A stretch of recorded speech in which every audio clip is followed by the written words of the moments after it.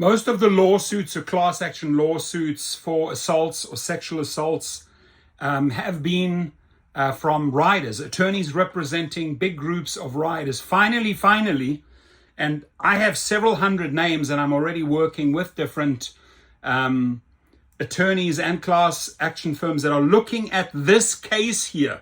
And what is this about? This is actually a Nashville Uber driver who's suing over assault. Have little control over who they get to be paired with and who's getting in their vehicle. Tonight, a Nashville rideshare driver is suing the company Uber after she says she was sexually assaulted by a passenger. This case could test whether Uber can be held responsible for the safety of both its drivers and passengers. Fox 17 News' Madeline Nolan live tonight downtown with more on what the outcome of this particular case could mean. Scott, ordering an Uber is always a roll of the dice. Women can prefer to be paired with other women, but it's not guaranteed. And now a Nashville driver says that loophole, plus other things, led to her assault. A federal lawsuit claims the driver picked up an intoxicated passenger in Millersville last September. And when they arrived in Hendersonville, the driver says she was sexually assaulted by the passenger. Her attorney, Brett Stanley, says Uber knew the risk.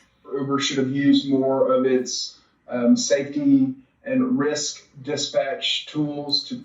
By the way, dude, hit me up at giglawyers.com or email me or text me. I have hundreds of names. And before we carry on here, what I'm going to show drivers, a lot of them actually female drivers that have been sexually harassed by drunk male riders. Fact. Also men. Don't get me wrong. Also men. But what I'm going to show you is how to bring a claim against the company. So if you do not want to go through an attorney, if you do not want to maybe split your potential earnings 60-40, I will show you, and you can email me or text me, and hey, I'm interested. I want to bring a suit against a rider. I'll show you how to do it. Not going to charge you for that. If you have been deactivated or falsely accused or wrongfully deactivated because a rider said, oh, you sexually assaulted them and you didn't, and maybe you have proof or dashcam proof, we'll help you at activationhero.com.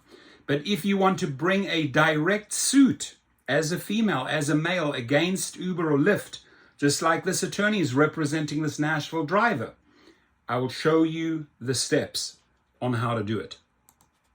Or to warn the driver that she was at an increased risk. The suit also claims Uber doesn't do enough to monitor riders who pose a threat and fails to act when drivers or riders report problems. Stanley says Uber refuses to require safety tools like dash cams or women-only rides. They argue that that's because making those changes could weaken Uber's legal defense, that drivers are contractors, not employees. The only way that she can use the platform is through Uber, and by Uber allowing her to use it, allowing her to gain access to clients, allowing her to be paired with people. Advocates say the case shines a light on safety gaps for everyone using the Uber app or other ride shares, drivers and riders alike.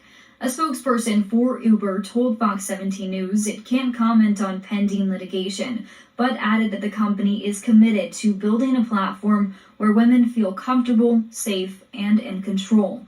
The Tennessee Drivers Union issued a statement of support for the plaintiff, saying in part, quote, the false claim that rideshare drivers are independent contractors is what allows for the constant devaluation of drivers' experiences. Now, the driver is asking for damages, but also changes to how Uber operates. But if this case moves forward, it could pressure Uber to make some of those changes, not just here in Nashville and Tennessee, but across the country. Across the country, worldwide. So sometimes it just takes one driver to start a movement. And again, I'm going to say this, that I know multiple class action attorneys that have only represented riders